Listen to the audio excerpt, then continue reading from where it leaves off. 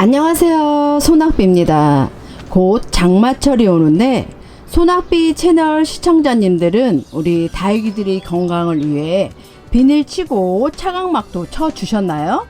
햇빛이 쨍쨍한 여름에 비까지 오는 장마철이 되면 어떻게 다육이를 지켜줘야 하나 고민이시죠?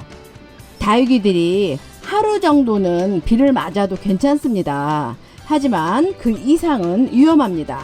비를 많이 맞은 후에 갑자기 해가 쨍 나면 다육이가 화상을 입을 수 있기 때문입니다. 비를 맞은 후 햇빛이 나게 되면 우리 다육이 얼굴에 고여있는 빗물이 돋보기 역할을 해서 입장을 태워버린답니다. 태워버린다니 너무 무섭죠? 제가 무슨 소린지 보여드릴게요. 저희 실수로 화상 입은 아이입니다. 이 아이는 아보카도 크림인데요. 노지에 내놓고 물을 준 후 아이를 하우스로 들이는 걸 깜빡해서 입장이 이렇게 검은 립스틱이 바른 아이처럼 새카맣게 탔습니다. 이렇게 입장이 검게 타면서 제 속도 함께 탔습니다. 혹시 우리 소낙비 시청자님들 요즘 같은 날씨에 비닐을 쳐주는 걸 깜빡하고 있지 않나요? 이런 날씨에 다육이에게 비까지 맞게 하셨다면 해가 쨍쨍 나기 전에 뾱뾱이를 찾아서 다육이들 생장점 위에 있는 물을 꼭 털어주세요. 무엇보다 가장 중요한 것은 이렇게 화상을 입지 않게 미리 예방하는 것이겠죠.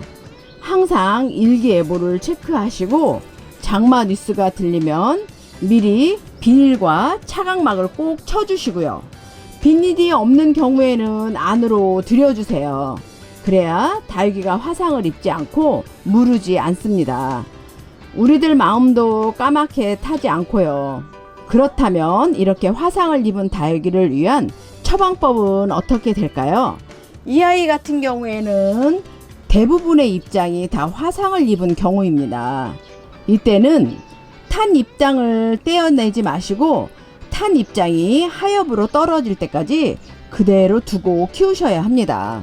볼 때마다 너무 속상하시겠지만 인내심을 가지고 새 입장이 나올 때까지 기다려주세요. 화상 입은 모든 입장들이 하엽이 되어 모두 떨어지고 또 이렇게 다시 예쁘게 복구될 때까지는 아주 많은 시간이 걸립니다. 그러니 이렇게 화상 입은 아이가 생기지 않도록 조심해 주세요. 너무 안쓰럽죠? 그래도 다행히 생장점에는 화상을 입지 않아서 자라는 데는 큰 무리가 없을 듯 합니다. 이 생장점에 새카맣게 누룽지처럼 되어 있으면 회복이 불가능하거나 회복하는 기간이 굉장히 늦더라고요. 이렇게 화상 입는 아이가 생기지 않도록 주의를 해주세요.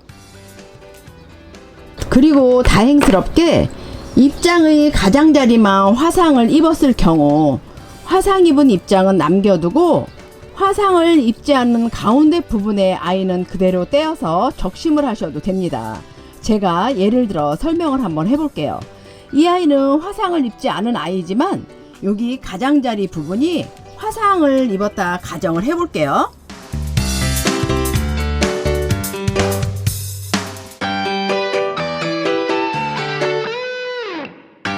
이 아이는 전체적으로 화상을 입은 경우고요. 이 아이는 밑에 부분만 화상을 입었다 가정을 해보자고요. 이럴 때는요, 요 입장이 너무 보기 싫으니까 화상을 입지 않은 요 윗부분을 적심을 하려고 합니다. 제가 한번 해볼게요. 나이타로 칼을 소독해 주시고 칼이 좀 식은 후에 중간에 입장을 한 장 떼어내시고요. 요 부분에 칼을 넣어서 잘라줍니다. 이렇게 멀쩡한 얼굴만 적심을 하는 방법이죠. 적심된 얼굴은 마데카솔을 바르고 2-3일 말렸다 심어주시면 됩니다. 심으실 때는 살균제를 발라줘야 하는데 제가 살균제가 없어서 마데카솔 가루를 발라줬습니다. 이렇게 바르시고 요 적심된 밑부분에도 마데카솔 가루를 좀 뿌려주세요. 이렇게 잘라진 부분에서는 아가들이 바글바글 올라옵니다. 요 떼어낸 윗머리는 2, 3일 말렸다가 심어주는데요. 제가 2, 3일 말렸다 가정하고 심어 볼게요. 깔만 깔고 굵은 마사 넣고 배양토 넣고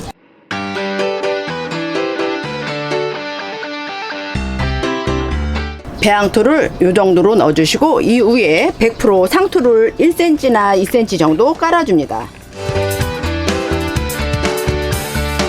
깔아준 후에 아까 적심한 얼굴을 이렇게 살짝 올려줍니다. 그리고 가는 마사로 마감도 해주시고요. 배양토 위에 상토를 깔아주는 이유는요, 적심한 얼굴이 뿌리를 빨리 내리기 위함입니다. 상토에 심어주면 빨리 뿌리 내리는데 도움을 줍니다. 뿌리가 내려서 상토 밑으로 배양토 쪽으로 뿌리가 뻗어나가면 따로 분갈이를 안 해줘도 되는 이점이 있습니다.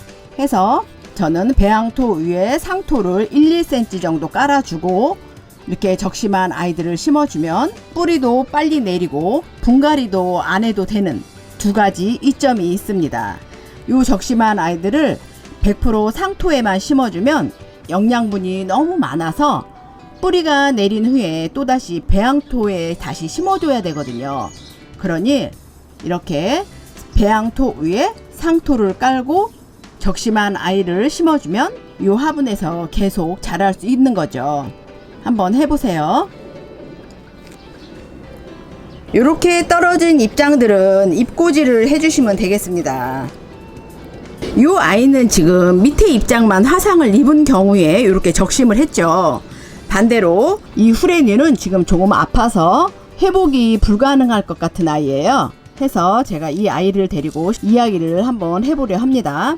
이 아이는 전체적으로 화상을 입은 경우, 이 아이는 밑에 입장만 화상을 입은 경우, 이 아이는 생장점에 화상을 입은 경우를 예를 들어서 이야기해 볼게요.